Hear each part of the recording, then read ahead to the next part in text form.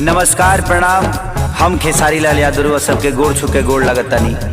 अपना देश में अजीब सिस्टम हो गई आज के डेट में, चाहे वो महाराष्ट्र होके, बिहार होके, यूपी होके, चाहे कोनो राज्य होके, मंदिर के गेट ना खोली कि रैली टाइम से निकल जाता। बताई ब्यास लोग के प्रोग्राम के परमिशन नहीं खे, लेकिन ये लोग के हल्का कह जाला बाबू नॉमिनेशन। हाँ, नॉमिनेशन टाइम से हो जाता।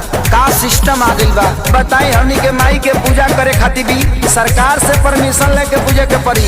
अब बताई कि खिसियाई कि ना खिसियाई करे ब्यास देवी की तो पंडाल ले खस लागे दे तो खिसियाई ना होई है कन्फ्यूज माई देखी कहीं दादा संग मतिया बमराइल जे बैठल प्रशासन दबी मैया जिंदाबाद जिंदाबाद जिंदाबाद होई है कन्फ्यूज माई देखी कहीं दादा संग मतिया बमराइल जे बैठल प्रशासन जब नइखे परमिशन नहीं के आसन के त कैसे छूट मिलल बा नेता लोग